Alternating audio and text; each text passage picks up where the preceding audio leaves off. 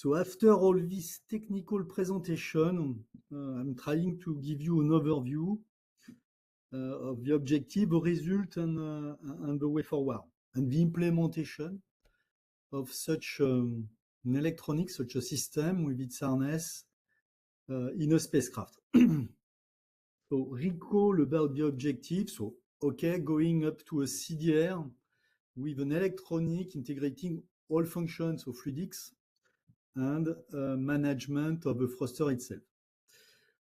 For the moment, we have considered the read2x thruster, clearly. But the idea behind this development was to cope with a large range of thruster and also large range of voltage.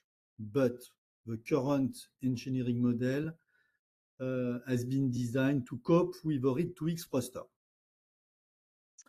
The power targeting is pretty large as well, 3 to 7.5 kilowatt. Keeping in mind that we need to have two operating points, high thrust and high ESP. If we target long mission, 15 years mission and compatibility with telecommunication platform, we need to have this opportunity to have various operating points. Third objective was to gain in competitiveness. So ambition to save cost and volume. It has been presented by Javier. Objective is typically 30% and preliminary assessment in terms of cost lead to say that we properly achieve this commitment. The extended use of COTS, that's the case. All breadboard and engineering model are now relying on COTS component. Taking benefit of a strong heritage of CRISA and Airbus on this commercial component. So it's more tricky when we are speaking about power component, and it was exactly the objective of this development to select some components, commercial component, to check that losses were very low. This is the case for power, and commutation was efficient. It has been presented by UPM about test done on RFG breadboard. And last, very important point was the idea to have a radio frequency generator within the PPU. Because we save money, because we save volume, and because it will help as well for accommodation, implementation within a spacecraft.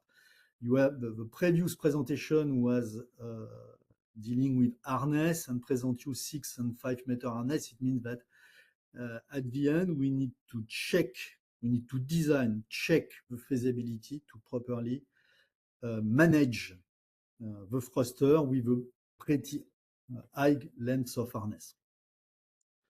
And last objective, the impact of PPU on harness in telecom platform must be as low as possible.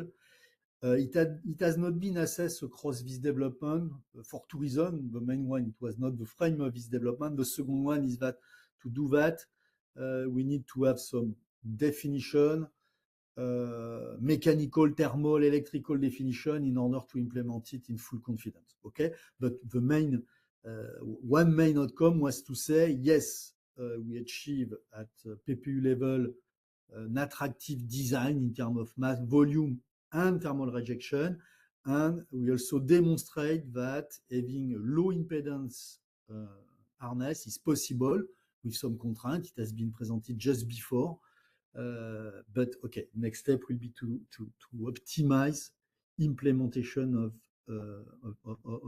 this harness.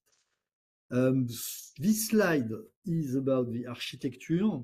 So it's kind of summary of the architecture with the PPU managing everything. So the only relation that we have with spacecraft is across the onboard computer. So giving operating point, reading telemetries, and providing the main sequence inputs. Okay. So nothing really new, but nevertheless, that's that helps to implement multiple chain within a spacecraft.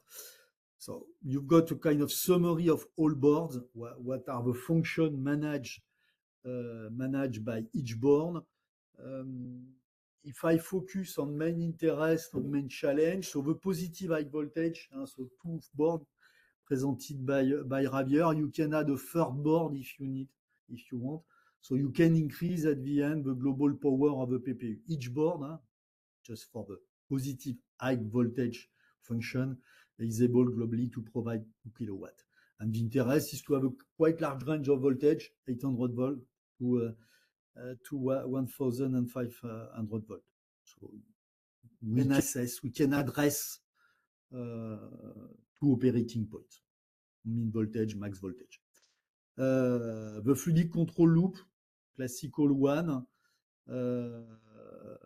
communicated with also OBC, so this board is managing the fluidic and interface with the spacecraft.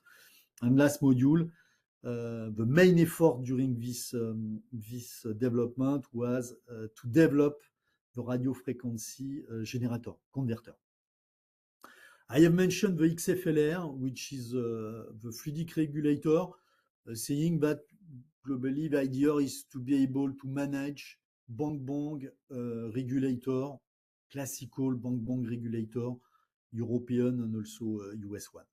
So it is versatile in terms of telecommand and telemetry, pressure transducer reading. The mission that are targeted across this development. So first, this is commercial mission in order to offer a good compromise between Frost and ESP. You've got a kind of projection. We must care about that. This is a kind of preliminary assessment on this. For sure, it depends on the market, telecommunication and commercial market. It depends also on the global price of these solutions, of the PPU, and all associated units. So it's an estimation. Nevertheless, okay, it gives a guide. I have also mentioned that the prediction depends on qualification range of a thruster. If I'm focusing on the RIG-2X, that is currently under development, and that should pass qualification soon. We are waiting for all test results in order to properly assess the mission that can be targeted with this thruster. GEO1MEO, clearly. On orbit servicing is also attractive, refueling, repairing, docking. This is more in 5 to 6 years on orbit servicing. That's quite complex depending on the altitude and the targeted service. Power range, large range of power. And we can rely on this chain to implement 2, 3, 4, 5 thrusters on the platform, okay, depending on the mass, the total impulse that is requested, and the duration of the mission, for sure. Low-cost PPU and optimized industrialization next year to cope with the market. So this is one the plan of Airbus CRISA to finalize the development of this PPU and proceed to the industrialization. Last slide is about TRL and roadmap. So the objective of this development was to reach TRL 4 to 5. I've mentioned in the table for practically all boards that we are between 4 and 5. What we can say that functionally it has been tested. So this is the good point. It means that the RFG board is able to cope with harness from Axon, inductor from FRASA. Okay. At that step, it demonstrates that functionally it works, but it will need to be implemented in details and optimized on a PCB. Okay. So that's the reason why I mentioned 4 to 5. About the FCCM board, because we have strong heritage on that, we are more close to 6, okay, in terms of electronic definition and performances. Based on this conclusion, on this status, the next step will be to do a coupling test with the RIG-2X. So, what has been presented today is based on equivalent impedance at Froster level, but we do not assess detailed oscillation,